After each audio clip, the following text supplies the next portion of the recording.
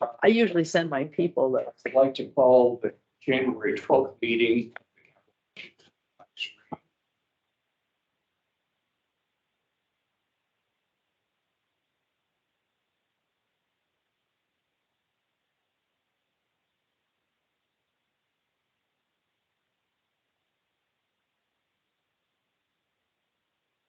Last here.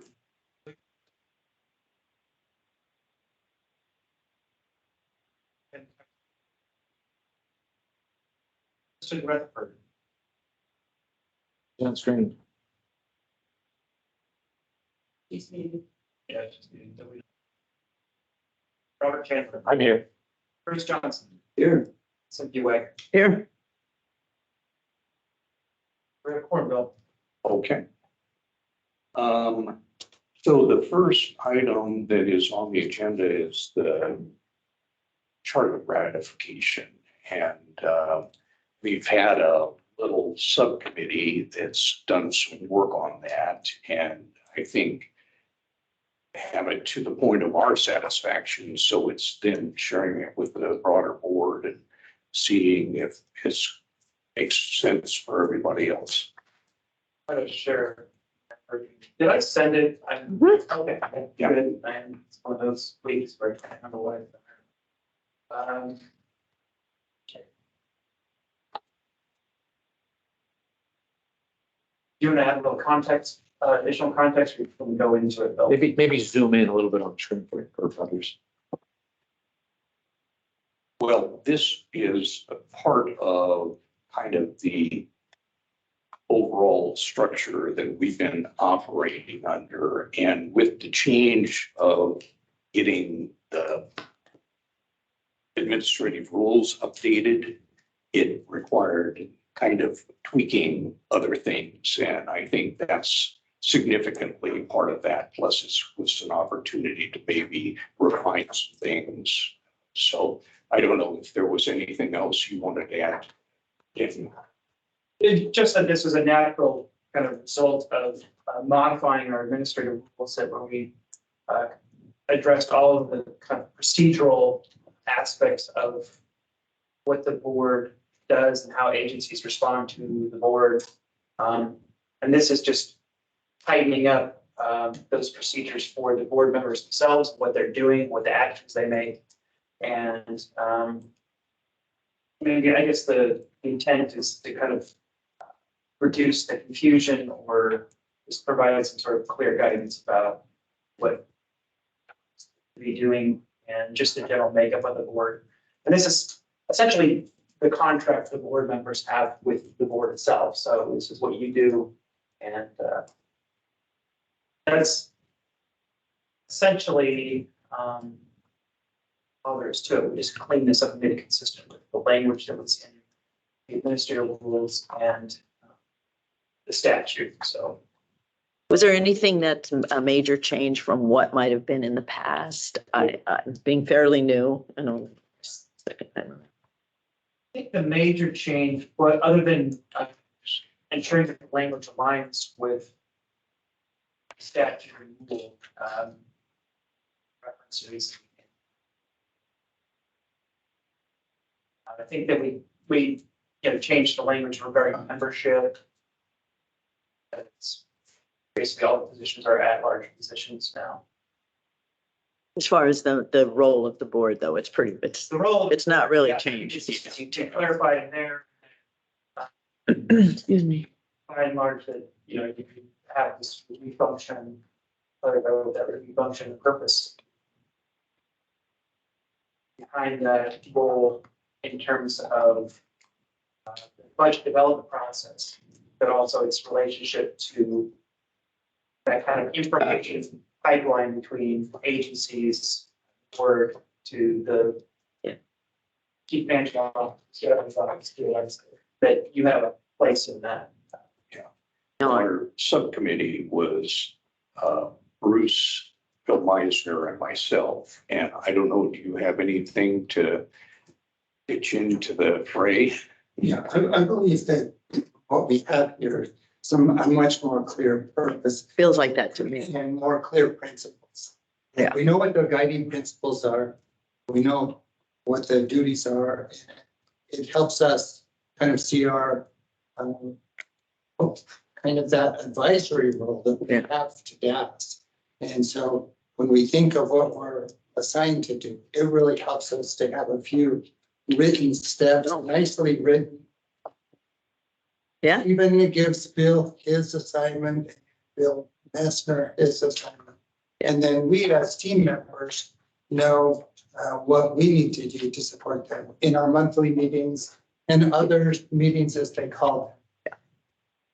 And I thought it did that, and I thought it reflected the things that we've talked about over the year about things that should be added. So that's good. That was my fault. Sorry. I couldn't read the things, so I logged in. Well, there's Bill.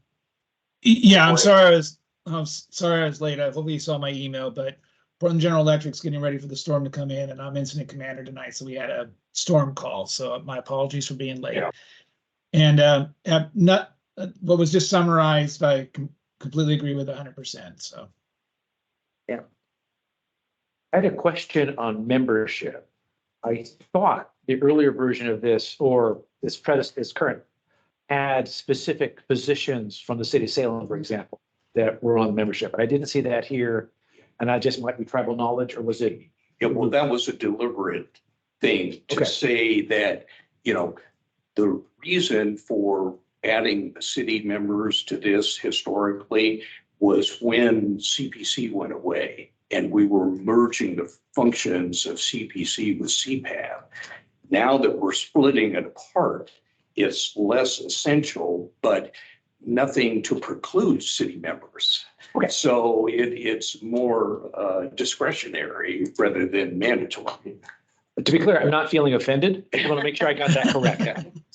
Okay, Yeah, that's sort of a message of the old. Yeah. that makes sense. Arrangement, and it didn't seem to make much sense, other than it's one thing to have a person knowledgeable in the field of whatever they contribute versus having somebody who's a designee or appointed position specifically for one geography that CPAD has a very statewide focus.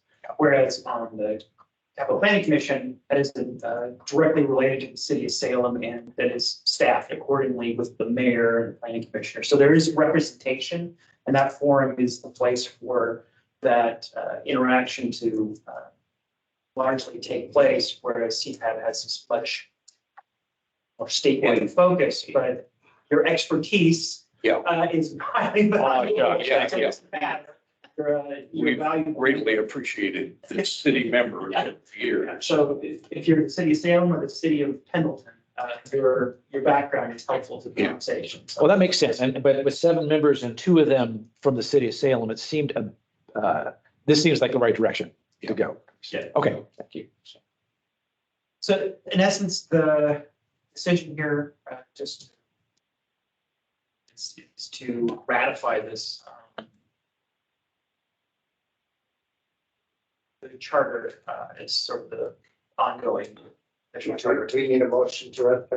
Well, we give Bill the opportunity, if he wants to take it, to make any comments about the chart. None to add. Okay, thank you. Then, let's, Sorry, before that, one quick question. Are we done with this, or does it have to be forwarded to somebody else for final approval? Or we, okay, If you great. vote and approve it, it's off the list. yeah. I like control. A motion to ratify the capital project advisory board charter. I second. So it's been moved and seconded. Any discussion? Nicely done. Absolutely. Thank you for the time. Hearing none. All those in favor? Aye. Aye. Those opposed? We have ratified the use of this revised version. Thank you, everyone. That was a substantial overhaul of everything. So I think you're pushing us to do with that, but that crosses 2 very big things on our list. Yeah.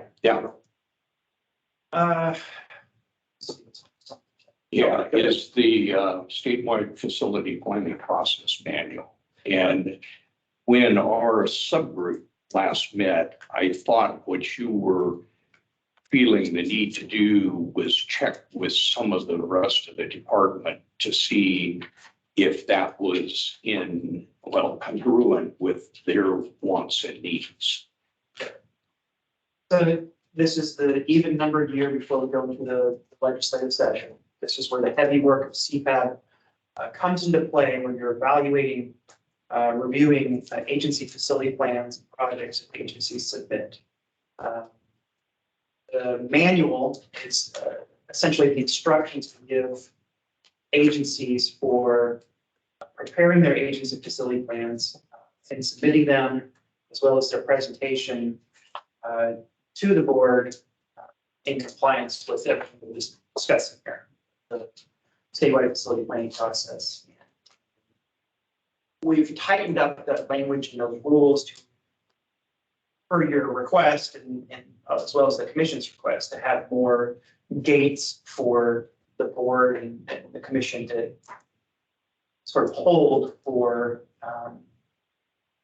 projects moving through the system and having some sort of checks and evaluation. And I think the public review process is that mechanism for CPAB that you serve the VAST director to be that public review entity of these capital projects as they move into being funded through the budget process.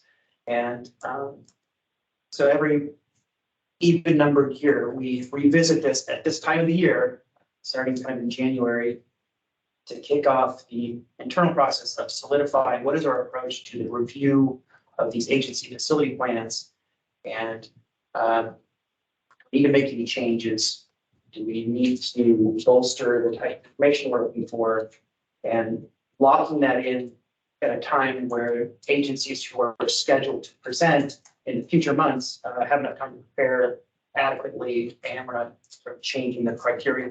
So this is always kind of a critical time for us to reconcile maybe what worked well last time, what dimensions of information that might be helpful for making the review more effective, and giving that guidance to the agencies to make this process more meaningful in terms of better projects and whatnot. You're very good at that, but we're just now in that stage of trying to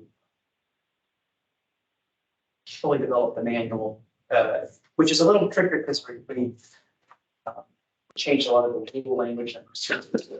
That's largely what needs to be done, is to inform agencies of this new expectation. Yeah, just to be clear, Daniel, are we just having a discussion about that today? We aren't trying to particularly do anything, is that correct? What today was, January, we kind of have this retreat style meeting where it's kind of low pressure. We're talking about things that would be improved or included, that we would then fold into sort of a draft of this manual that either our February meeting would likely approve that as instructions for the agencies moving forward, whereas in April they would begin presenting using that review criteria. So today I'm showing you what we have done in the past, and we can discuss things, our ability to deliver some of that information versus other years, because a lot of it, we're kind of technically challenged, and we're kind of muddling through a sort of a change in how we manage our facility condition data, and then we finalize that approach prior, like I said, prior to The follow-up question, is there going to be any benefit to having the subcommittee look at a subsequent draft before bringing it to the full committee or board? My feeling is given where we're at in time and sort of the level of work, it'd probably be more effective for me to package things together and we review it as a whole body on the margin. So like, because I think that over the years, we've tweaked this so much that I think we've really got a good approach, but it's just ensuring that agencies are able to, I guess, sort of meet those expectations with the limited technology situation that we're in. Well, I was just trying to clarify where we We're were. not starting from scratch. Do that day. We're starting from like 90%. Yeah. Yeah, go ahead.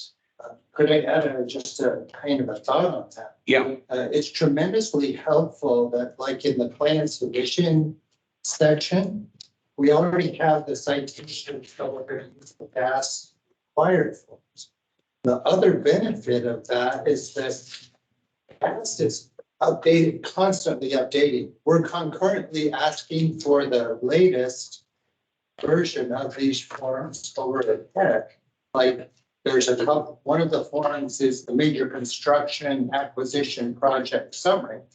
That one is so valuable to us because we could tell what the business is about, what they're going to do, what their financing objectives are. So in a couple of pages in Excel, we know a lot. And so we value those a lot and we're already asking for a confirmation. I believe a few of those confirmations from DAS are forthcoming. As soon as we get those, we'll be confirming with Daniel. But it's that kind of business information and then kind of the condensed. I think having that shrink wrapped is really helpful to us. I mean, it's the temptation to do the long dialogue. Mhm. But for our purposes, we have to be able to see these in a clear picture. I value having those within the packet. And as soon as we get the new versions, we're gonna share those. Just a caveat to that, what we're challenged with is that each biennium with this process, we want to set it at the beginning, what all the forms are.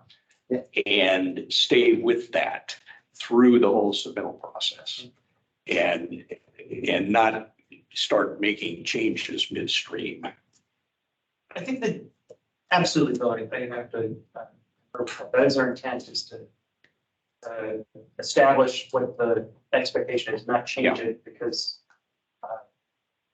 just manage the stress of. Yes, exactly. I think I just want to speak a little bit and kind of loosely about the situation that we're in terms of how things have done in the past versus now. And we have previously, we would have this, I'll just share what I've got here is these documents, these checklists, and I'll just kind of scroll through them, but it shows like criteria, review criteria, project review criteria, plan review criteria, submission requirements. This is a previous biennium version where we kind of discuss these thematic things that we would like agencies to touch on and how we potentially summarize it. I think there's a qualitative element to this. It's like, is this a good project? Does this fulfill these kind of goals and meeting your needs? And is this strategically the right thing to do? Then there's this kind of financial component where we look, is this cost-wise, does this make sense? Does this fit within kind of an affordability kind of benchmark that we would use for the project? And over the years, we put together these checklists for the board to use that I would give to the agency that says, make sure your presentations and your plans address these attributes or these considerations when submitting to the board, because that's important. The difficult thing is the financial part of it is a little out of whack because we have all these numbers and data in our database, our database doesn't work. It's essentially, it's dead. So we're figuring out, this is the problem we have. We're trying to figure out how we can reproduce what was delivered in previous bienniums with the same sort of level of, I guess, confidence in the numbers when there's a great deal of confidence in those numbers. So we're trying to internally figure out the methodology for that. I don't have that answer for you today, but I think the other dimensions of the plan submission process and requirements, the review criteria are worth the board kind of revisiting, see if that makes sense. And then we'll, I think our next meeting will have something a little more solidified in terms of what the agency output is to the board, what that looks like. It's, you know, as comprehensive as we've done in the past, or is it something a little more synthesized, reduced, and focusing on just sort of key metrics that are agencies can produce with their existing data without creating too much of a crisis. May I add a thought on that? I believe that facility conditions index is a work in progress. And even if we took a snapshot like yesterday or the last time we took it, there's probably some validity still there in the assessment. And the thing that I like best is when we look at I think it's the second page back where we've got like 0 to 5, really good condition, 5 to 10 fair, 10 to 60 poor, and greater than 60. I think it's really those terrible tiers. Those are the ones that we're going to be worried about. Yeah. And if they haven't already identified that, it'd be a surprise. I think most already know if they're where they lie within that, you know, those 4 quadrants. Is it way out there? And maybe we ought to be looking at.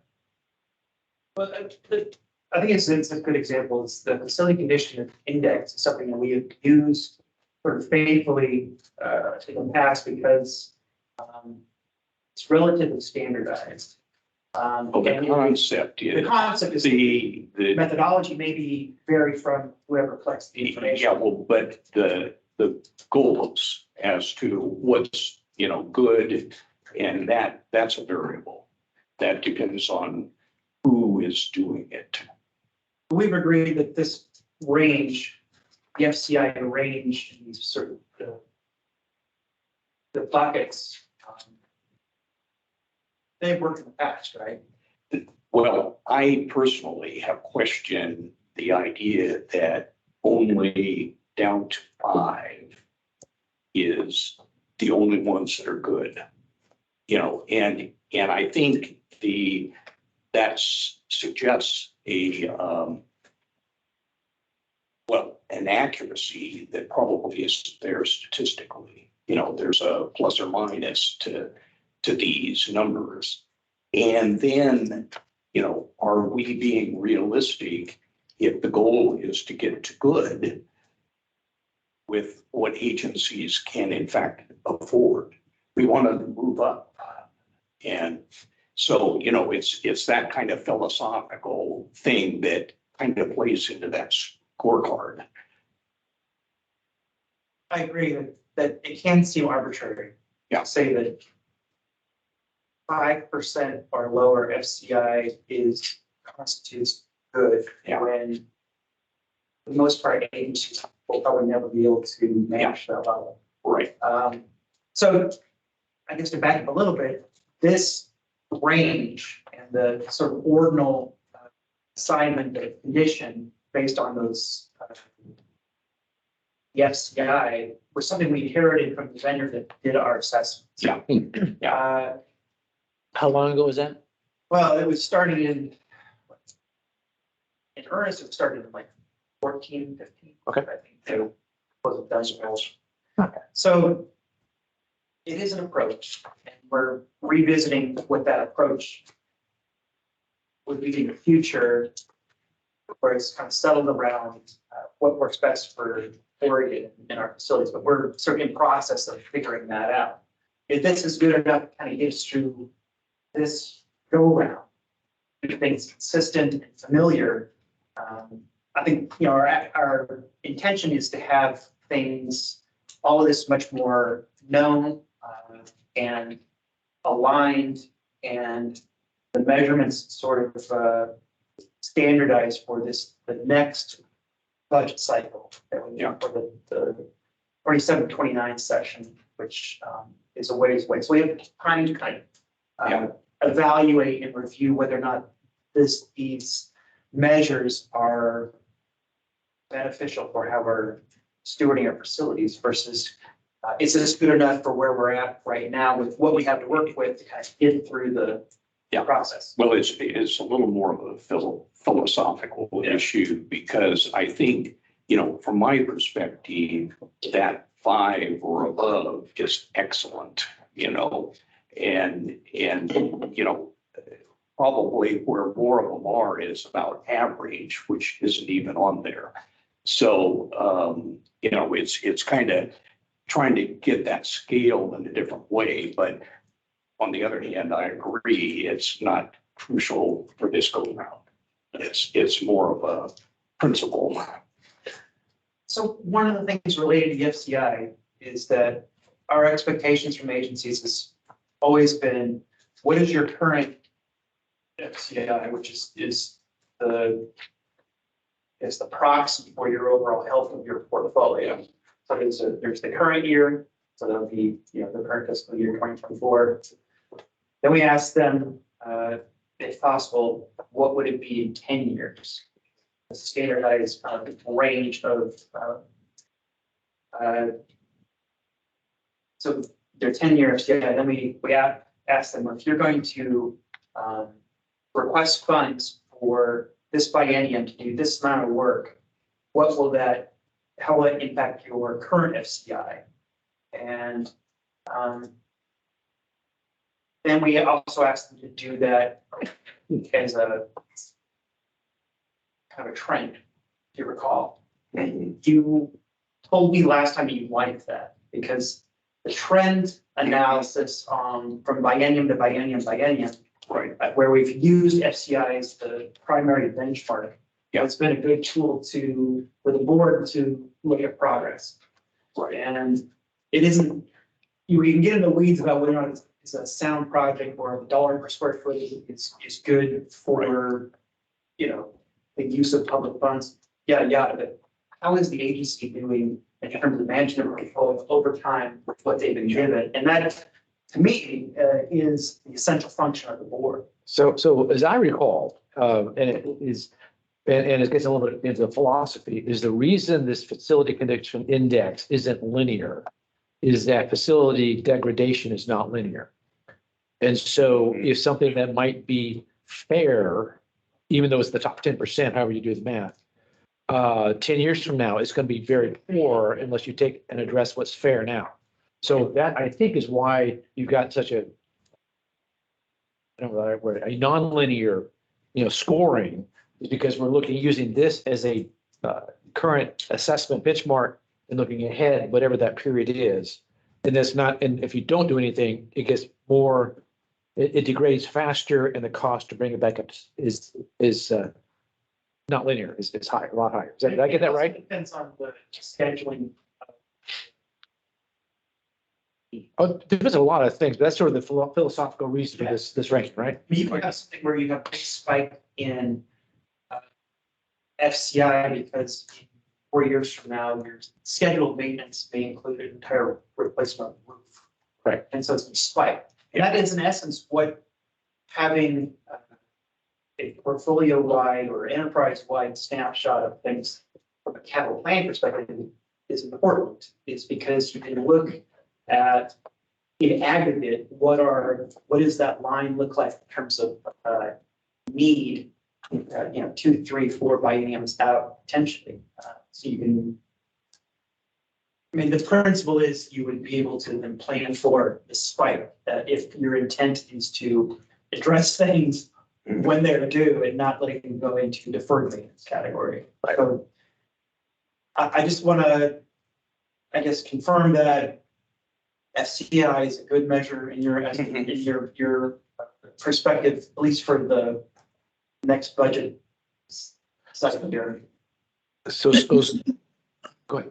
I was just gonna say, Danny, what I would add too is this, that good, better, and different. I think this is what we trained everybody to think about as well. Mhm. Mhm. Well, yeah, Yeah. that is the problem. is we've- Yeah. we've Yeah, so I normalized think- it. Yeah, I think if we try to deviate from it, I think that's gonna open up another whole can of worms. So I think you and your predecessors have done a good job of bringing people along to think about it this way. And you can tell it's in their vocabulary when they do present. So it's a good foundation as any, and I think it's helping the conversation. I would agree. And unless you've got a great hue and cry has been raised by the people presenting that this needs to change, then there's no reason to go deep, to change significantly from what we've been doing in the past.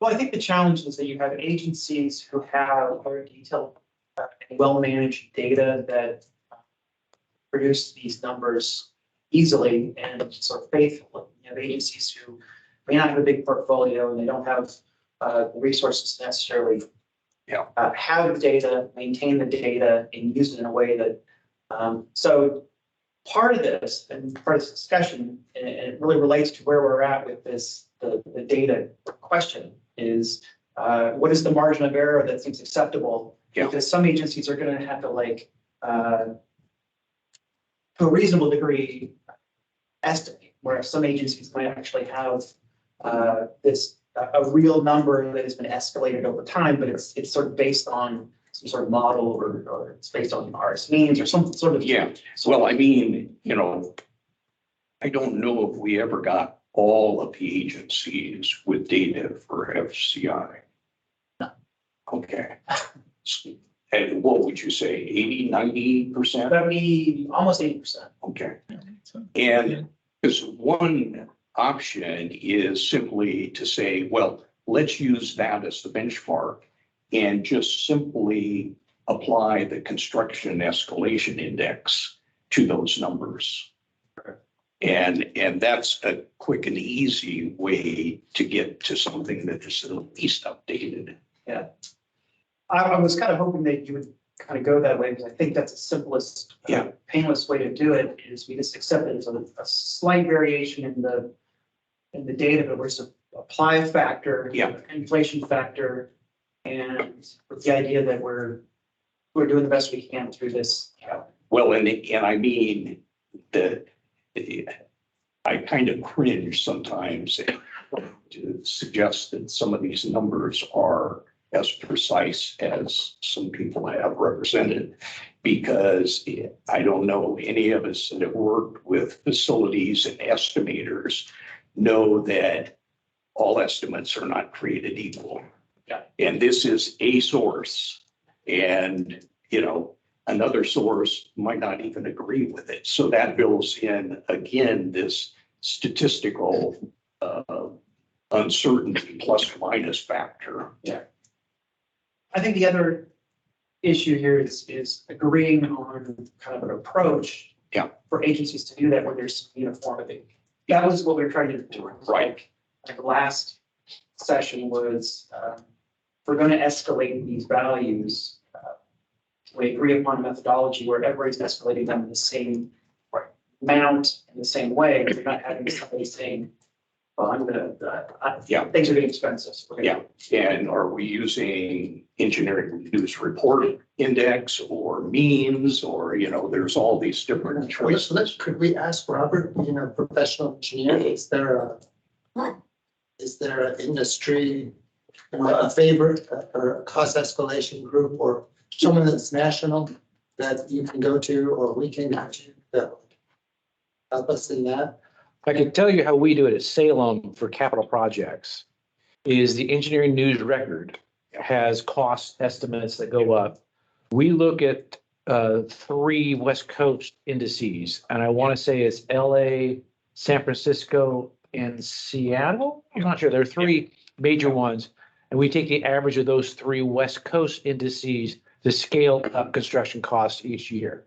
That's how we typically adjust for construction inflation costs. Yeah, I think that's Yeah. essentially how things have been done in the past. I mean, we haven't used ENR, the risk assessment group uses ENR as their methodology. We've used, I think, Whitestone in ours means. Yeah. Yeah, that's just like industry. Yeah. standards. And I mean, it's just, well, there's pros and cons to all of them. Yeah. But I think, what Robert's describing is really prudent because often regionally, the numbers are different. Yeah. And, partially because of supply, labor supply, material supply.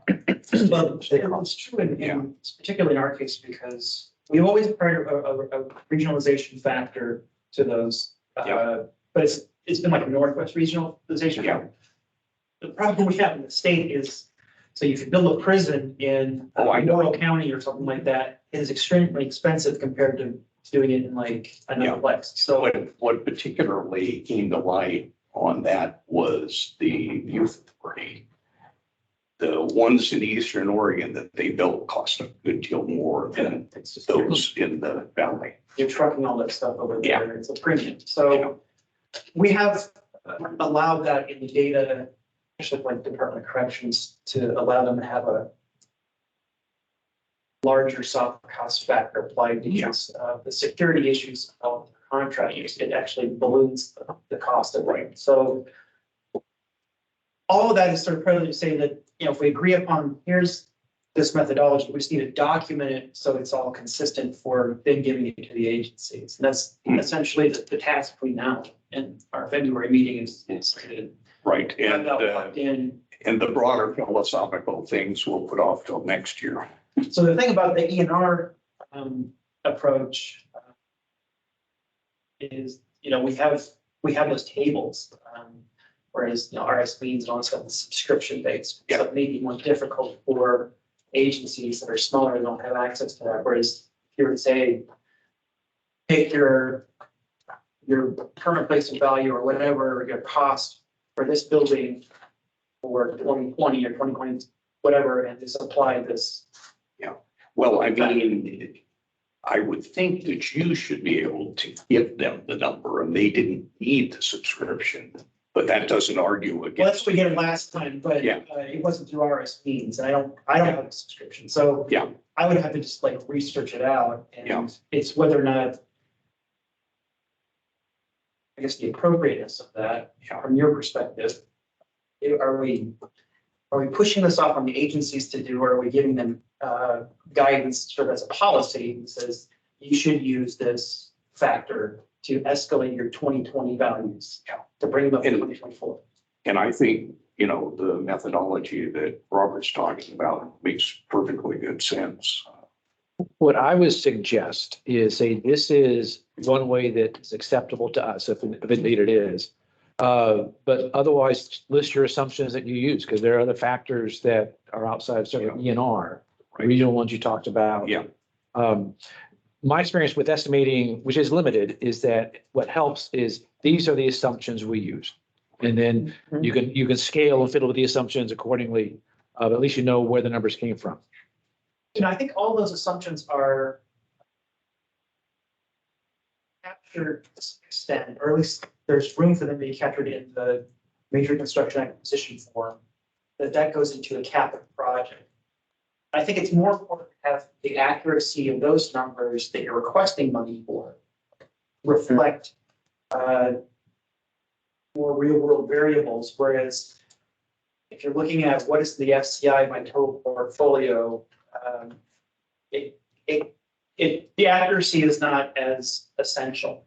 Right. So the ENR approach might be perfectly reasonable. Yeah. Whereas if you're actually trying to price out a capital project that you're submitting to the legislature for funding for, you want to make sure that that's assumptions are a little more dialed in, which that is the place where that happens. So if we could say that for agencies just saying, here's what our FCI is for our portfolio for 2025, 27, and we're okay with just that, using that inflation factor from ENR as just a crude general methodology. Does that seem That sounds like a rational way of looking at it. Yeah. We know the cost installations are in there. Yeah. So it's like, Yeah. pay now or pay later. Yeah. We have to put it in there. Yeah. And if we endorse that, that's a good idea. It'd be real easy to add a line in here saying, we're gonna use ENR and we support that. I think that having the output of just like, you know, here's my FCI, and here's. I think that's good for the board's purposes. I think ultimately we're having enough. The value to be accurate enough, like I said, for the projects, but also where it really matters is when they calculate the current replacement value for their 2% Yeah. request, that which goes to the Right. budget. You want to make sure that Yes, that's enough and because that has an implication on the amount of the request. right. So that was the intent of last time, is to ensure that 2% ask was enough. It wasn't just some nominal value dated facility data in our database that was current. But they don't necessarily have an incentive to de-escalate the costs. Well, I mean, I can see that. Yeah. So. Yeah. Is there, This isn't precise. Yeah. if you can live with that, Yeah. level of imprecision for the purposes of, facilitating this review of just how an agency is doing and what their goals are by Indian, I think it's gonna help everybody out in terms of, being able to deliver, the materials in a time on that. And it helps us as a board, talk the same language too, which Yeah. is important if we agree on this, then, because the way we do it is different, we all Yeah. have different backgrounds and, Right. and lessons learned from previous projects, right? So if we at least know we're all kind of talking the same language in from our different industries, it helps us Agreed. make a recommendation to everybody. So we're not arguing over that, how the city does it versus Yeah. the hospital. And Yeah. in my view, our role, we're not looking at allocating funds for a project where the accuracy of the number really matters. Yeah. When I look at this, how many zeros are there after Yeah. one? That's exactly the way I was gonna say. It's a So- digit and a bunch of zeros. And if you do the math with unit costs and run it out and get a specific number and you can draw it down to the nearest fraction of a penny, that is more suspect than something that has, Yeah. 2 numbers and 6 zeros. Yeah. So, Agreed. again, I don't want to work too hard on cost estimating Yeah. at this Agreed. stage and at our role. My suggestion. And it's just a quick comment. It's gonna be really difficult until we can get our new software functioning, which we're actually gonna tie into national standards for inflation, where it's doing the math on its own. But I put a little bit of work together here recently for a project in the Portland area from June of 19 through June of 2023. It's about a 26.8% increase. Is that right? And we're being recommended to forecast a 12.5% increase from June of 23 through June of 25. So then you take outdated data and then you start trying to multiply 30+%. It's gonna, to really try to hone in on a perfect number is just homework. And Oh, absolutely. it's not beneficial. Yeah. Okay, I think what I'm hearing is you were much more concerned about the quality of their projects and how they're maintaining their facilities and what that means in terms of plan versus whether or not $5 on the project. Yeah. Yes. And are they slipping into big amounts of deferred maintenance? Okay, that's helpful. That gives you clarity.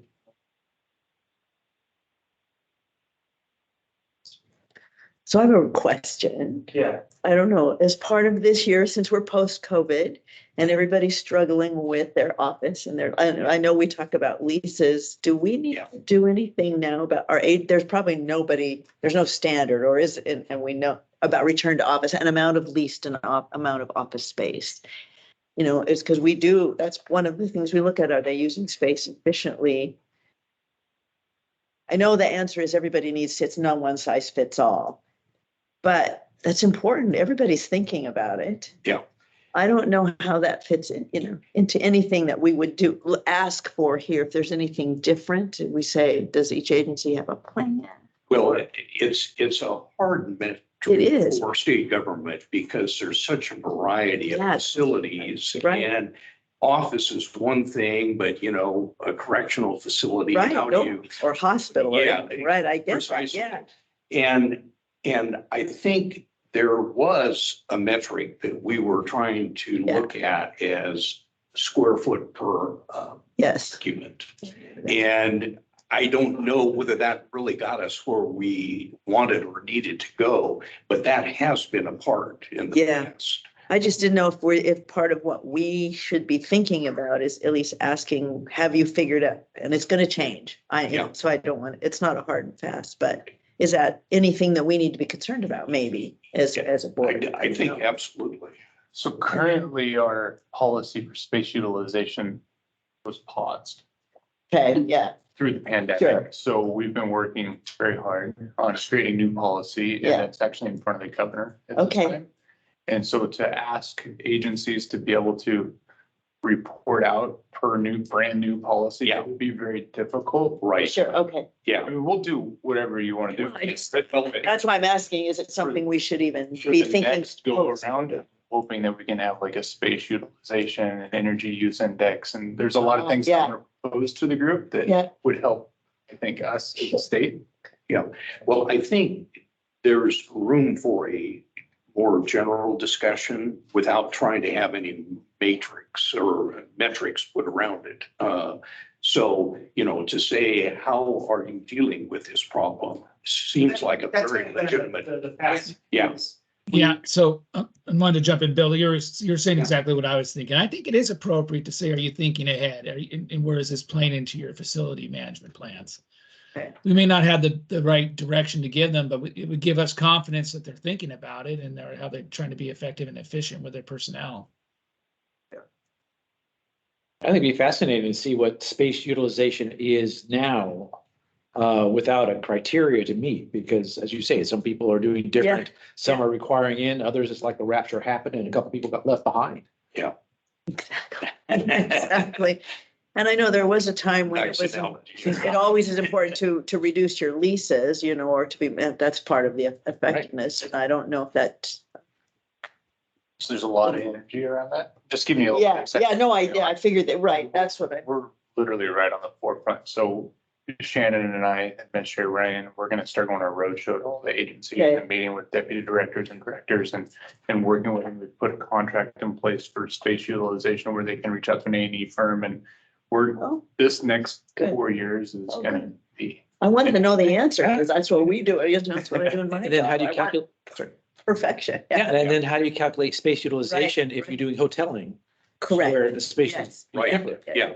And years ago, we made a major step of converting to more normal workstations to systems furniture. And that created much greater efficiency. Yeah, I believe our IWMS system is going to be able to track utilization in hoteling and work conference space, but we're working with labor currently right now to be able to use what we Okay. want to use because we got to prove that it's anonymous and we're not watching specific people in specific space. Yeah. I heard letters. What is that system? Tririga, You said some. IWMS, Okay. Integrated Work System. It's basically what we use for all of our deferred maintenance. It's our facility condition assessment. It's our project and construction management. It's a software system where we can track all of our cost build budgets. So cool. Thank you. so for this year, we'll just maybe ask them to include something about that in their presentation. What they're where they're thinking now. That'd be great. So yes, the metric has always been problematic for the reason Bill say that. Yeah. It's always fair game to at least ask about what is your strategy or what are your issues related to that in terms of assisting them in solving a problem or something like that. Right. For your approach, your advice is that's value, but the measurement part of it is really difficult until we have a better methodology and a system for track. And one size doesn't fit all anyway. So if you measure, it's not like everybody, it's not like you went to 0 to 5%. I'm not sure if we get there, maybe in someday it's like yours. Metric for spatial utilization should be here. I don't, Yeah. Depends on. How you think about it. So, I'll just share one thing though.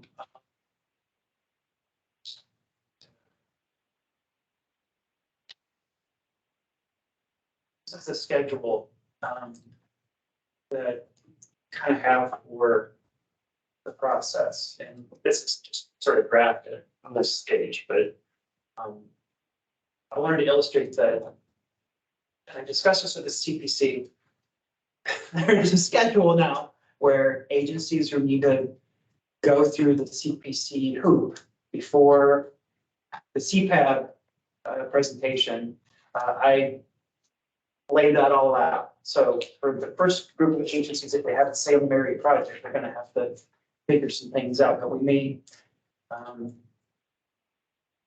the rigor of that analysis may be a little. Yeah. We're just trying to.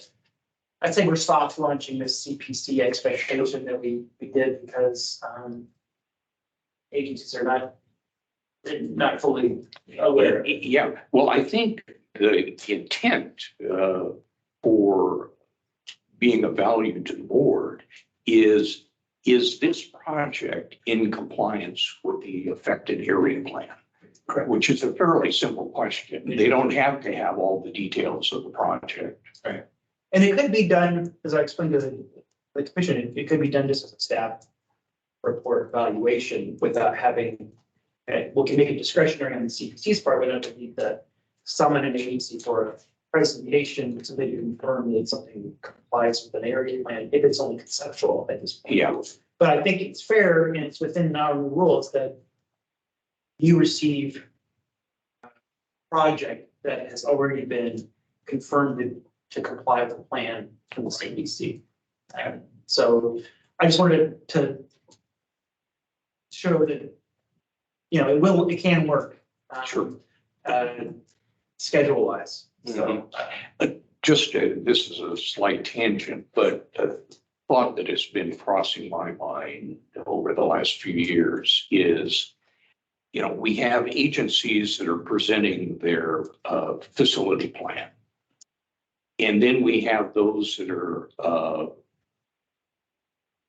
making a presentation about major projects.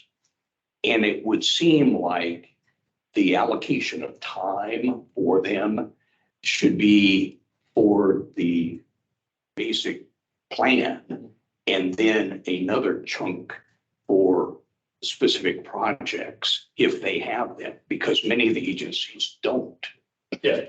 So I think the way we've laid it out now is agencies will present their facility plan, which can consist of individual major construction projects. And it's your discretion whether or not they can need to present fully on that project that is in context with that plan. And we usually, we've tagged that review, project review onto the August meetings, like we always do.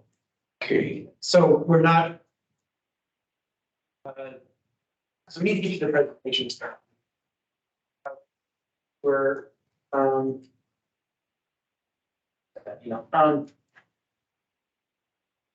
when they, we have trouble getting through all the agency presentations at the meetings to have a stop and fully review in detail the capital project. That may be a part of the plan that presented. So we always push it to the August as a separate review.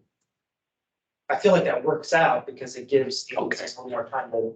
I guess I haven't felt that was formalized. It seems like we've done that in the context of saying, well, we want to know more about that. Yeah. And Well, pull them back, rather than having it as an intent to say, okay, don't give us too much now, but come back in August and.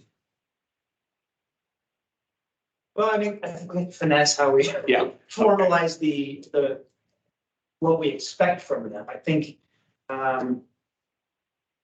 as we've done it now, we've made it a discretionary thing for the board to do that. If it's a straightforward project and just happens to be over $1 million, you're okay with it, they can cover it in 5 minutes and you're okay with that. Yeah. Fine, but if it's like some complicated, I'm thinking of like the state foresters building. Yeah. That's a complicated discussion because it involves, historic registry, all this kind of stuff. And that warranted its own time slot at its own meeting to flesh that all out. Yeah. I felt like that would work pretty well. Okay. But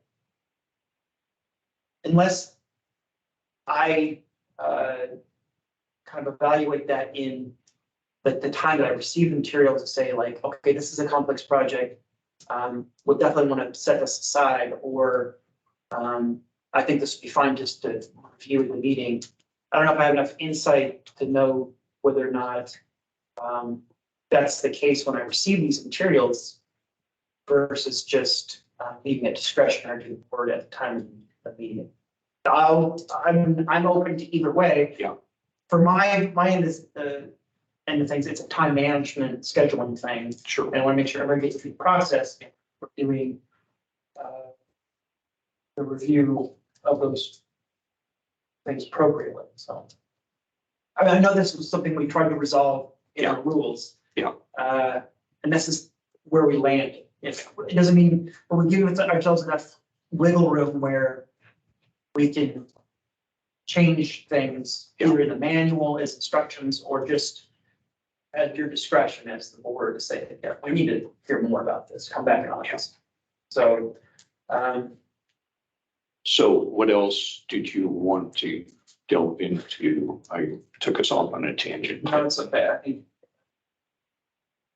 part of this is like, it's January and it's the first meeting before this, it's like sort of cranking the brain, like what we need to discuss and think about versus what seemed to work fine before and we're just replicating. I think, part of it is just me getting a feel about where you're at with things, to know how I would sort of package up those instructions to then say, are you okay with this? He says, oh, we don't want this in. I think I'm at a point now where we need to work internally and sort of figure out this approach and then draft something, and then we'll come back next meeting and evaluate that. Does that seem like where we're at? Yeah, unless you have any I other mean, the basic specific thing is questions. like, there's an understanding from the board that we're in an unusual situation, Mhm. data wise, Yeah. that we can still achieve the intent and the spirit of the process through more estimated data and focus on sort of plan development, integrity, and quality of the project, knowing that this will eventually be resolved before the biennium system and whatnot. So does that sound fair? Great. So that's all I have. Kristen, is this all making sense to you? Yeah, it is. Okay. Yeah. Good, good. So between now and February, our next meeting, I will put all this together as one package. And then we'll review it. And then in March, we have what we characterize as our kickoff. We invite all the agencies to this room, and Bill and team run the show, and it's a Q&A thing, and we kind of go through the instructions, and then I just facilitate the stuff in, and we have the meetings. So that's kind of where we're at right now. Everybody else has to discuss. Any other thoughts or comments? Nice work. Very nice work. I don't know that I feel the need to prolong this. I will bring something up tangential, but this is just me as the Yeah. administrators. Where are we at with the feeling of feeding the field trip? I always ask this every year. is that something people want to do again, or is that something that is schedule wise a little difficult to execute with our schedule? So you're asking about a field trip with a pending snowstorm coming, so you're not yet answer. I'm just saying, yeah. Let's give an I would example. say, Daniel, that I enjoyed that field trip that we went on. Actually, I felt like I got to know my fellow board members better as well. Yeah. But it also gave me actually insight to the things that we're actually making decisions on. And so I found it impactful. I just wanted to know, because sometimes opportunities arise. Yeah. It's big, but they'd like to see this because it elevates the conversation and it gives a lens through which, if it's a success story, it's a lens through which they can use to say, well, Bass figured this out or corrections figured this out. I think you should talk to them and try to share knowledge. So I know that was very, when you went to the crime lab, that was, That's right. you guys had a lot of fun. So so ABC, North Valley Complex, that's a massive project that I remember, I think I was the one that got called back in August. So it's open. So that could be a potential place I could set it up where we could go through the labs and see how we're using hoteling and drop-in space. And Great. you can kind of see the vision of where DAS is trying to take the enterprise buildings and functionality and sustainability and all that. So I like that. potential place. But not this week. No, that's right. It's gonna be today at 7. Yes. I'm sorry if that might, if we rate. We're comfortable shoes if we go there. It's big. The last time we did it via shuttle, Right, van shuttle, right. that actually worked out pretty well. Yeah. But those are logistics, but I at least want to know, does that sound like fun? It sounds like we have interest in potentially an opportunity and, it's just about making the timing work out, so. I know people feel kind of like COVID and everything, you know. They'll be out of the house, everything back to normal, so I just thought I'd bring that up. If I may make just one more comment. So when we go through the process, I think Daniel's done a really good job to explain, we're gonna do our best with what we have for one more biennium. And now that I'm engaged and fully involved with CPAP and kind of the data processing and gathering, 27, 29, that's our goal, right? To have really good data. It won't necessarily be refreshed, but we'll have good methodology of calculating and sharing. So everything ages over time, we got FCI, that's a philosophical conversation. You go to Gordian, it's like 10 to 20% is excellent. And then ours is like, if you're over 5%, it's gonna fall over. But when we're going through this, we have like HB 3409, which is energy use index, which is a big deal where it can actually be fined if our buildings are over. I'm gonna be putting together a proposed list of items that I think should be in CPAP. But if you guys could think about when you're going through the process this year, of what you would like to see in it, and then we can adjust the software to be able to produce some of those data points for us as a group. But we're trying to go out of the box, but if there's something that you all want to see, it may not be on my radar at all. And then what I'd like to see is by 26, that those are all developed and baked so that we can go on a round robin with all the agencies and share with them what the new expectation is, because it probably will, it's going to be the same, but it's going to be different. Yeah. And that's really scary to smaller agencies I've seen, learned. But that's my hope and my goal in the way I see this moving forward. And then hopefully new rules and new process and new data points would be in a really good spot. Yeah. And I think, I've always had a sensitivity to not burden agencies with more than we need to. And some of my colleagues in other agencies wanted data. They didn't need it, but they wanted it. And I have trouble with that. Yeah, and the good news is through Tririga, not saying anything negative about iPlan, but we're going to be able to develop reports towards essentially a click. Yeah. And they're not canceling things out. Now, some agencies will have a higher level of quality of data. Like for us, for DAS, every time I replace a chiller, it's going to automatically update my FCA. Yeah. Where another agency who's not using Tririga at the same level we are, they'll have to go in and manually do it. Right. But you'll be able to do it from your phone now, and it's gonna be way more interactive and easy to use.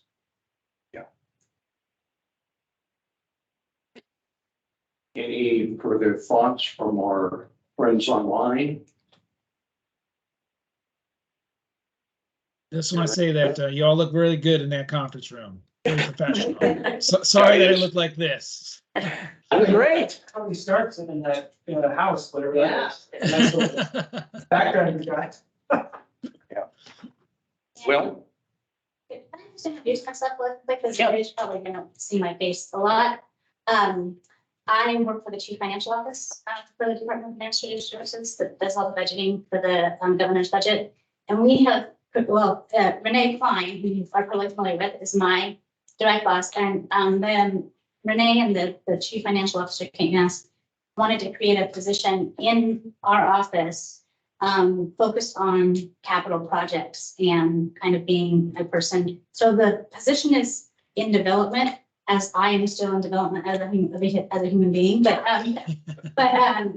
just so you know, you'll see my face at most all of the CPAB meetings. And again, we're just developing this role as we see what the needs might be for something in the Chief Financial Office related to capital projects. So I just wanted you to know that I'm not. Sure. Sorry, tell me again your name. Tamara Brickman. and do you know what you're planning to do relates to like what Greg Jeffries used to do? Greg Jeffries. Okay, well, it was some years ago, but Oh. when the whole program of particularly certificates of participation was set up, he was the guru from that out We of, still, as far as financing, uh-huh, we still have a guru in our office, Lonnie Nelson, who is in charge of the capital finance, capital. okay. So you're doing something a little different. I'm not entirely sure exactly what I'm doing. Like I said, Okay. we're kind of developing it. Oh, there's her name as I speak. And she's probably like, oh, Tamara, why did you make me have to speak? But I just good. wanted to know who I was so that you weren't. Nice to meet you. Yeah, nice to meet you as well. Yes. Sorry I'm not in the room with you today. I had a bunch of online meetings before, after, and a little bit during. So sorry I haven't been off camera either. Yeah, Bill, we are really kind of figuring out the intersection of the CBAB work with Daniel and Jeremy's group, and also our actual capital finance team, which focuses on the financing of capital projects. So Tamara and I are kind of, building the plane as it's flying and trying to bring all these parts together and make sure that we've got the budget and the understanding for some of these big projects. So yes, Tamara will become a regular fixture at your meetings. I'm still planning to attend, at least for the time being, until we kind of figure out how this is all going to work together. But looking forward to better coordination between our groups. Thank you. Well, if there is nothing further that anyone has, I would declare us adjourned. All right, thank you, everybody. Be safe this weekend. Yeah. Yeah. Have a good. Thank you all. Yeah. And hopefully the storms won't. Now you jinxed it. Is there anything wood? Oh, there's wood in here. All right, bye all. Bye. Bye. See you.